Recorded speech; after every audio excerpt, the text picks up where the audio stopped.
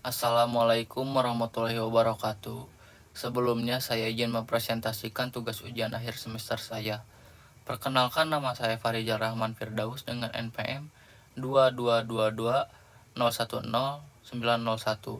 mahasiswa dari Program Studi Ilmu Administrasi Negara.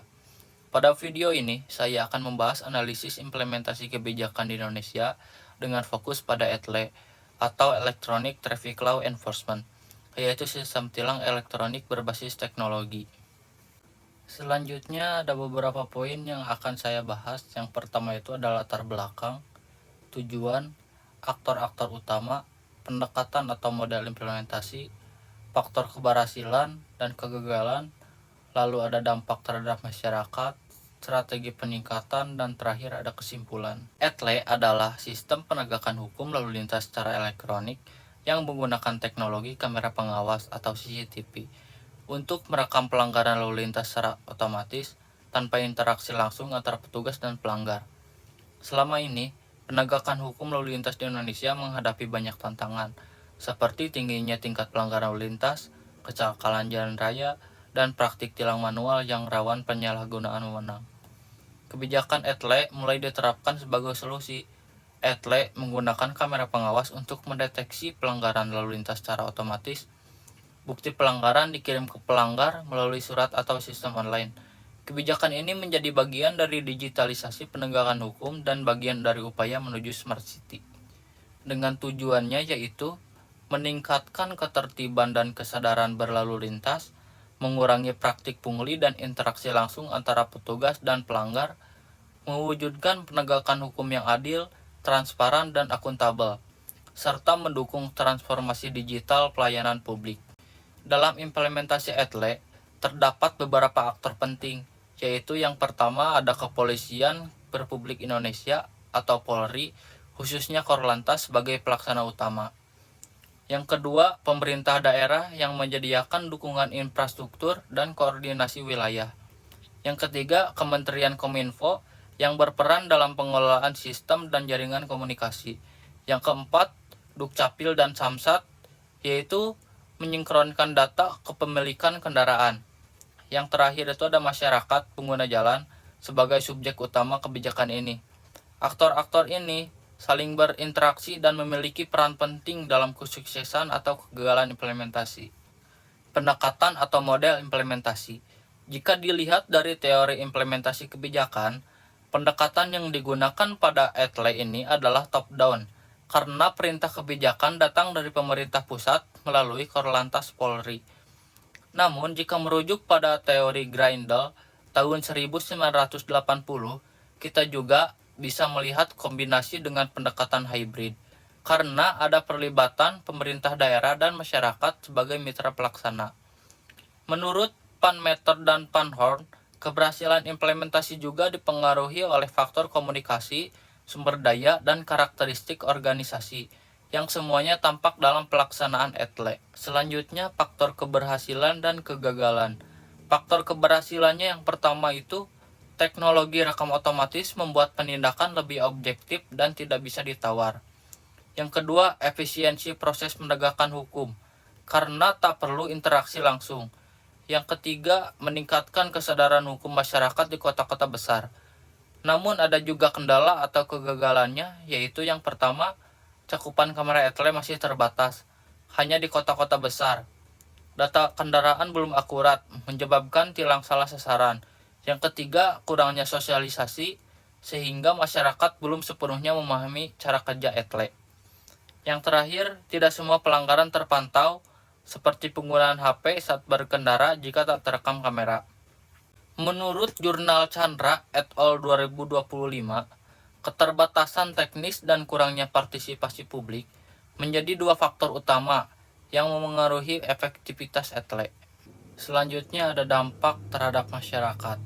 Secara umum, penerapan ETLE telah memberikan dampak positif, yaitu masyarakat menjadi lebih tertib dalam berlalu lintas, terutama di daerah yang sudah ada kamera ETLE, mengurangi praktek pungli dan suap di lapangan, mendorong digitalisasi pelayanan publik seperti pembayaran denda secara online. Meskipun ETLE membawa kemajuan dalam penegakan hukum lalu lintas, namun dalam pelaksanaannya masih menimbulkan beberapa dampak negatif bagi masyarakat. Kurangnya pemahaman terhadap sistem digital menyebabkan sebagian warga kesulitan dalam proses konfirmasi dan pembayaran tilang. Ketidaksiapan infrastruktur data juga berpotensi menimbulkan salah sasaran, seperti tilang yang dikirim ke alamat atau pemilik lama kendaraan. Selain itu, sistem yang sepenuhnya otomatis membuat sebagian pengguna jalan merasa khawatir dan tidak yakin apakah mereka melanggar atau tidak.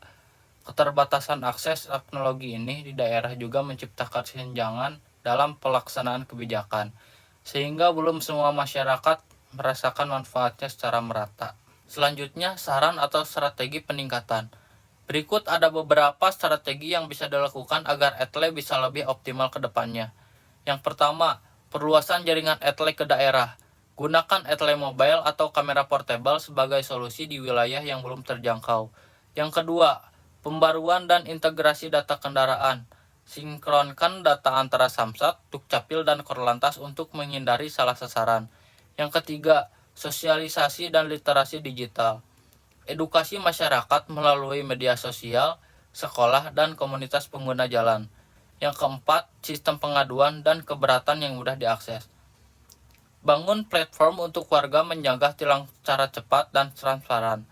Yang kelima, pengawasan independen dan evaluasi berkala. Bentuk tim audit publik untuk mengawasi dan memberikan masukan pada pelaksanaan ETLE. Kesimpulannya, kebijakan ETLE merupakan inovasi dalam penegakan hukum lalu lintas berbasis teknologi digital. Dengan sistem kamera pengawas otomatis, ETLE bertujuan meningkatkan ketertiban, mengurangi pungli, dan mendorong transparansi dalam pelayanan publik. Penerapannya membawa dampak positif, terutama di kota besar. Namun masih menghadapi tantangan seperti keterbatasan infrastruktur, data yang belum akurat, serta rendahnya pemahaman masyarakat.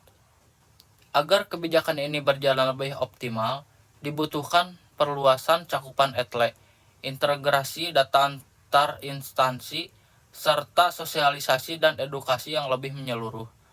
Dengan penguatan di berbagai aspek tersebut, ETLE berpotensi menjadi sistem penegakan hukum lalu lintas yang lebih adil, efisien, dan modern sesuai dengan arah transformasi digital di Indonesia. Selanjutnya ada referensi ya. Yang pertama itu ada dari jurnal Chandra, Mulyadi, dan Hidayat tahun 2025 yang berjudul Analisis Implementasi Kebijakan ETLE dalam Penegakan Hukum Lalu Lintas di Indonesia. Jurnal Ilmu Administrasi. Yang kedua ada jurnal dari Yusuf dan Azhari tahun 2023 yang berjudul Implementasi ETLE sebagai Inovasi Digital. Jurnal Kebijakan Publik dan Administrasi. Demikian presentasi saya mengenai analisis implementasi kebijakan ETLE di Indonesia. Sebelumnya saya mohon maaf yang sebesar-besarnya apabila dalam penyampaian tadi mungkin ada kesalahan kata. Saya ini hanya manusia biasa yang tidak luput dari kesalahan.